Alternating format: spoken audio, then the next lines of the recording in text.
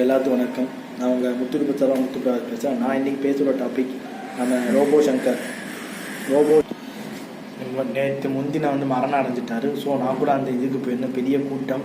ஒரு சாதாரண ஒரு சின்ன டிவியில் சின்ன ரோல் நடிகராக பாடி பில்டராக முதல்ல ஆரம்பித்தார் கேரியரை. உடம்பெல்லாம் ஒரு பெயிண்ட்டை பூசிக்கிட்டு அதை நைட்டு வரை அழிக்கிறதுக்கு அதுக்கப்புறம் காலேஜ் போய் படிச்சிருக்காரு. அப்பேற்பட்ட ரோபோ சங்கர், தமிழ் திரைப்பட நகைச்சுவை நடிகர் ரோபோ சங்கர், அஜித் சிவகார்த்திகேயன் கூட நடித்த ரோபோ சங்கர் மரணம் அடைஞ்சிருக்காரு. அதாவது மஞ்சக்காமாலை நோயால். அதாவது அவர் உடம்புல தோலெல்லாம் அதிக அளவில் பாடி இது பண்ணார். ரொம்ப ஒல்லி ஆகிட்டே இருந்தார். உடம்பு நல்லா கொஞ்சம் ஸ்லிம் பண்ணுறதுக்காக இது பண்ணார். ஸோ இதனால் அவர் பார்த்தோன்னா மிகப்பெரிய ஒரு சிரமத்துக்கு ஆளாயிருக்காருன்னு சொல்கிறாங்க. ஸோ பல வாய்ப்புகளுக்காகவும் தன்னை இது படுத்திருக்கோம், சம்பாதிக்கிறதும் பல இது பண்ணார் பார்த்துருக்கோம். ஸோ ஒரு ஒரு பொண்ணு இருக்காங்கன்னு நினைக்கிறேன். நம்ம இந்த படத்துலாம் வந்திருப்பாங்க. பாண்டியம்மன்ற ரோலில் நம்ம பிகிலில் பண்ணியிருப்பாங்க. ஸோ அவங்களும் நடிகையாக இருந்தாங்க. ஸோ இதனால் ஒரு மிகப்பெரிய ஒரு வருத்தம் இருக்குது தமிழ் திரையுலகம். ஏன்னா ஒரு நல்ல ஒரு மிமிக்ரி ஆர்டிஸ்ட்டு வேறு.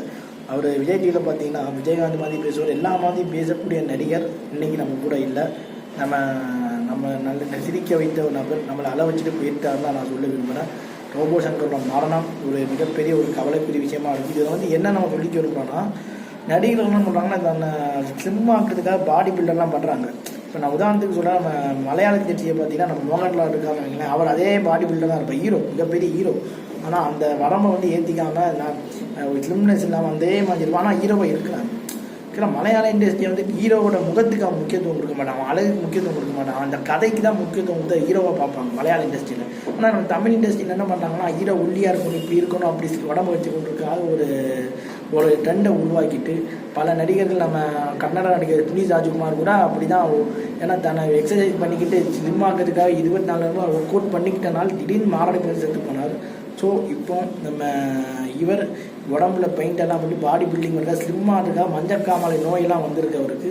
அதனால் மரணம் அடைஞ்சிருக்கிறாரு. ஸோ நம்ம ரோபோ சங்கருடைய ஆத்மா சாந்தி அடையணும்னா நம்ம சேனல் சொல்லிக்கிறோம்.